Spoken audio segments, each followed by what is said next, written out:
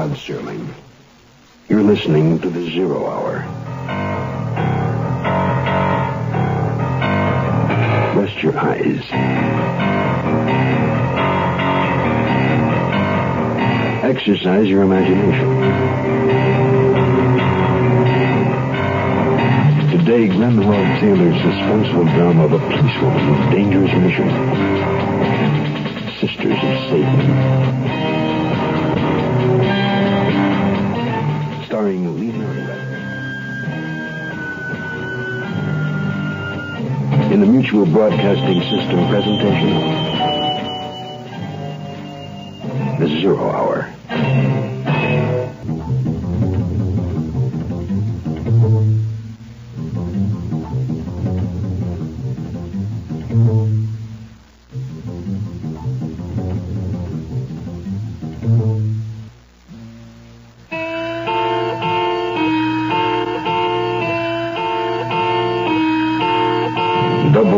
Double toil and trouble. Fire burn and cauldron bubble was the chant of the three witches in the play Macbeth, stirring their hell broth as a prelude to evil doing. The witches in our story are women of the underworld. The cavern that is their domain is not on a hillside, but in a cheap boarding house in the decadent section of a large American city. Their witches brew the evil plans they are concocting. Now the devil enters the prompter's box, and the play begins. Come in. You want to see us, Mother Lewis? Yeah, come in. Go ahead, Rose. Thanks, Madeline. Close the door. Okay. Sit down. I want to talk to you both. Sure. Sit over here, Rose. Okay. Now, don't get sore at what I say, because it's for your own good. All right. First of all, as you know, anyone who's on our side of the law, or anybody who belongs to him, can always use this place for a pad. Ah, we know that. That's why I gave you both rooms when you come here. I knew both your husbands, friends of mine. Al always spoke real good of you, Mother Well, Lewis. he ought to. But Al's dead, and Rose's guy's in the state pen, and for almost 4 months now, I've been carrying both of you. Look, you were both married to two of the best thieves in the business. You worked with them.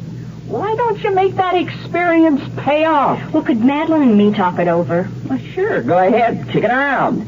But like I say, I can't carry the two of you forever. And if you decide you want to get going, I know a job that can be pulled tonight.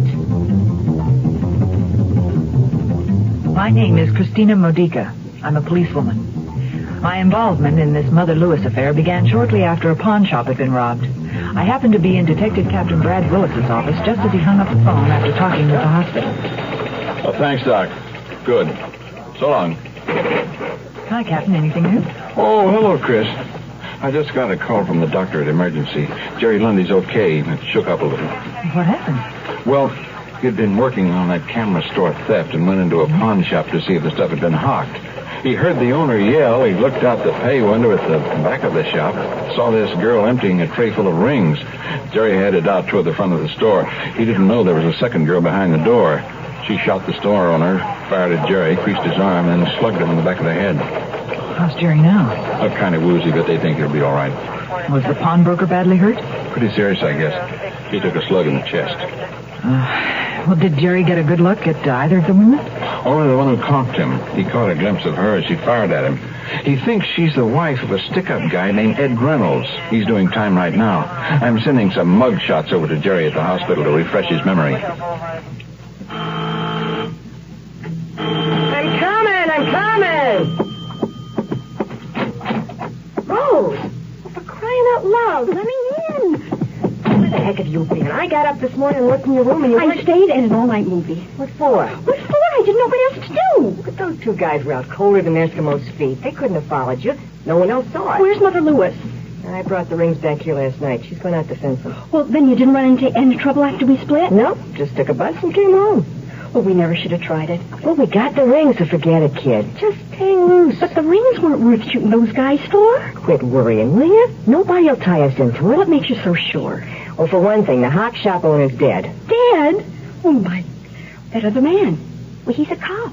And he ain't dead. So what? Well, he must have a pretty good idea what we look like.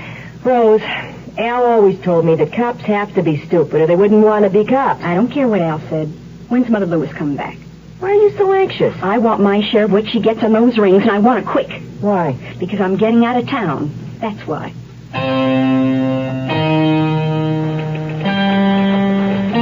When I'd last talked to Captain Willis, I had no idea I'd be in on the case.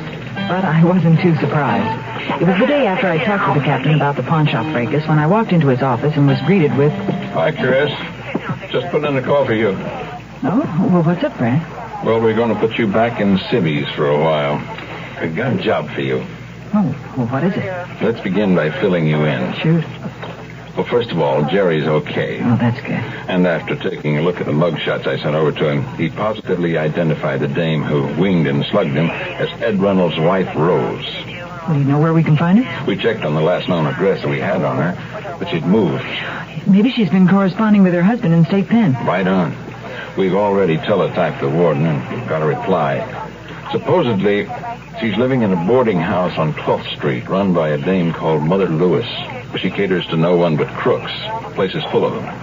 Are you getting a search warrant? No, Chris. We're getting a lady crook. Who? Me? Well, why not a warrant? Because if anyone from the police goes there, searches the place and doesn't find her, she'd really go under. Oh, I just can't walk up, ring the doorbell, and say, "How do you do, Mother Lewis? I'm looking for a room." Don't worry. We'll see that you're well recommended by Ed Reynolds himself. Oh, you mean I have to go right to his wife, Rose? Right. Well, after all, I did want to be a policewoman.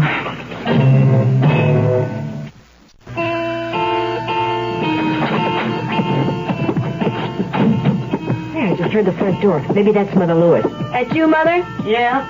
Rose is here. I'll be right up. Am I glad she's home?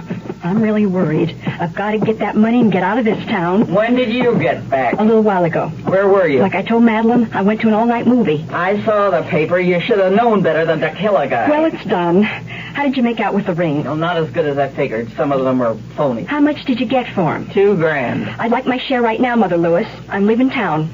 Let me have my money, will you? Don't get so uptight. Give me a chance. I got paid off in hundreds. Now, let's see. 1, 2, 3, 4, 5. There you are. What's with the 5? 3 into 2,000 My take is 50%, sweetheart. Now, wait a minute. Look, who picked the job? Who fenced the I stuff? want my full share. You did the shooting, remember? Meaning you turned me in? That's exactly what I mean. You forget one thing. I still have your gun. Right here. Are you kidding? You'd better believe I'm not. Come on, hand it over. And I mean the whole 2,000. Okay, if you insist. I had to do that, Madeline. I had to shoot her. I don't blame you. She was sure being unfair. Well, I'd done a lot of plainclothes work before, but I'd never tried to walk into a whole den of thieves and pretend I was one of them. The thought of going into that boarding house on 12th Street made me feel like a rabbit going into a nest of weasels. As I rang the doorbell, the adrenaline was shooting through me like a big gulp of whiskey. Yeah? Hello, I am looking for Mother Lewis. What do you want with her? You don't have to worry, sis. I came recommended. Oh? Well, come in. Thanks. I think she's on the phone in her room. With the door closed, she can't hear you. You want I should go upstairs for her? No, I'll wait. I really wanted to see one of her boarders. Yeah? Who's that? Rose Reynolds. What do you want to see Rose for? Her husband and my husband are good friends, okay? Is she around? Well, not right now. What does your husband do? Well, he's traveling right now. In fact, he and Mr. Reynolds are away together. Look, honey, you don't have to be embarrassed, man. I happen to know Ed Reynolds is in the state pen. Is that where your husband is? Yeah. You don't have to hide nothing around here. We've all been through that. More than once. You too? Did you ever hear of Al Stone? The name's familiar. Your husband would know him. More about him, all right. Actually, I was looking for Mrs. Reynolds, hoping I could get a room here until, certain things blow over. Who's that, Madeline? Someone to see you. That's Mother Lewis. Oh, good. What do you want? My husband and Ed Reynolds are away together. He sent me to see Mrs. Reynolds. Rose has moved. Well, where'd she go? I don't know. Now, what she really wants is a room, Mother. Maybe she could have Rose's after things get moved out. I already rented it. We're full up, miss. Well, don't you have any idea where I could find her? No, I don't. But if I hear from her, I'll tell her that you came by. You don't even know my name. What is it? Martin. Okay, Mrs. Martin. Goodbye. Well, thanks. Goodbye, Mrs. Lewis. Why'd you brush her off like that? Because we don't want any friends of Rose's or her husband snooping around until we can get rid of the body. When you gonna do that? Tonight.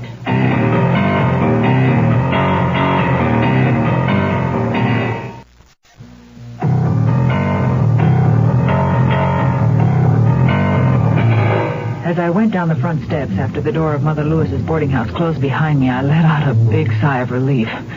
I'm frank to admit the woman scared me. I was sure she'd just as soon shoot a person as think about it. There were a couple of other things I was pretty sure of, too.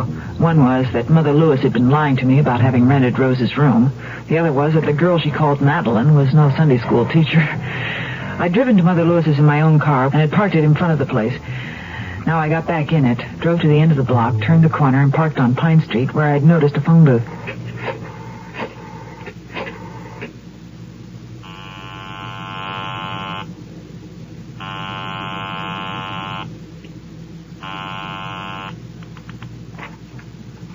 Willis. Chris Modica, Brad. I just left Mother Lewis's place. I'm parked around the corner a block away. Were you able to rent a room? No. She said Rose Reynolds has moved, and that her room's already rented, and the place is full up. But I suspect something's going on. Listen, if you think it's okay, I'll stick around and keep an eye on the place. One of Mother Lewis's boarders dropped the fact that Rose's things are still in her old room. I figure she might come back to get them, and if so, I could tail her. Good thinking. Hang in there, but be careful.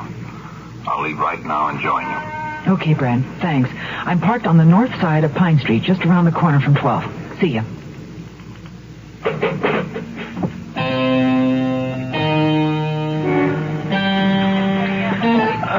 Been here for over 2 hours. I hope I didn't bring you away from all that paperwork on a wild goose chase, Brad. I don't think so.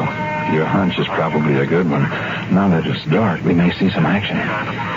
Could be. Of course, it is possible that Rose has heard that the pawn shop owner's dead, in which case she might send someone else to pick up her stuff. Oh, there's a car pulling up in front of the house now. Look how fast he's taking those front steps. Sure in a hurry. Didn't even close the door. Well, they were sure expecting him. Somebody opened the door already. Can you make out who it is? Not so dark. Oh, it's Madeline, the girl I told you about. She's taking a suitcase down to the car. Probably Rose's stuff. Wait, look. The driver's backing out of the front door as though he's carrying the end of something heavy. Oh, that's Mother Lewis. So that's the old girl. It looks like they're carrying one of those big laundry bags, like hotels or factories use. The way they're staggering with that load, there's something heavier than laundry in it. The stuff in it, and in the suitcase of Rose's, she must be furnishing a whole apartment someplace. Is it too early to move in on it? Yeah. I want to tail them to wherever they're taking that stuff. We gotta be sure. The ride turned out to be a long one. After driving about a half an hour beyond the residential section of the city, they led us to an abandoned rock quarry. Mother Lewis's car turned into the big yard, but Captain Willis and I rolled on for about a quarter of a mile. We stopped. He killed the headlights, radioed for a backup car, then swung back to within 300 or 400 yards of the quarry. We got out of the car and sneaked over to within some 50 feet of where Mother Lewis and the driver were half carrying, half dragging the heavy laundry bag. Madeline was carrying the suitcase. We listened and watched. Be careful where you step now. And don't get too close to the edge of when we dump this in the pit. Don't worry, Mother Lewis. I'll be careful. Good. Okay, is he? Yeah. Just a few more steps. Yeah. Good evening, Mother Lewis. Who are you? Detective Willis, ma'am. That's a pretty heavy bag. You better set it down. Who's she? I'm a police officer, too, Mr. I knew I shouldn't trust you the first time I laid eyes on you. By the way, Mrs. Lewis, don't get any ideas. I just got your purse out of the car. I've got your gun as well as my own. Why, you... Chris, see what's in the laundry bag. And you, driver, Easy, Madison. Get your hands up. You too, young lady. How'd you know my name? Got a make on your car license, wise guy. Now then, all three of you, turn around. Captain, Yes, Chris? there's a body in this bag. Okay, Mrs. Lewis. Whose? It's Mrs. Reynolds. Shut up, you jerk!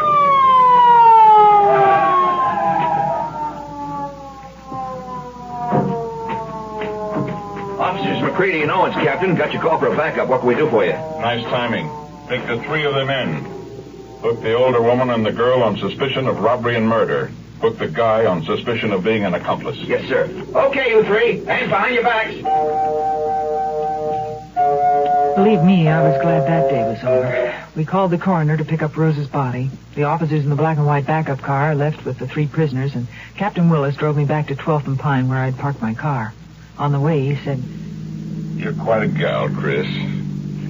Your assignment today took a lot of guts. You must be tired. Yeah. How about relaxing over a couple of drinks and a good meal? Oh, Captain, you are a mind reader. I'll take you up on that, providing, Providing what? providing that, after dinner, you'll, come up to my place for a nightcap? Officer Modica, you're a mind reader's mind reader. I'm Rod Serling. Close your eyes, exercise your imagination, and join us again on our next presentation of The Zero Hour. Sisters of Satan is adapted for radio by Glenn Hall Taylor. Lee Merriweather was heard as Christina Monica. Featured in the cast were Marty Margetts, Jane Webb, Lou Patson, Jim Bowles, and Herb Ellis. Zero Hour, created by J.M. Colas, directed by Don Hills, is produced in Hollywood for the Mutual Broadcasting System by Radio Productions Incorporated. Music is composed and conducted by Stanley B. Hoffman. Rochelle Sherman, associate producer. This has been a presentation of the Mutual Broadcasting System.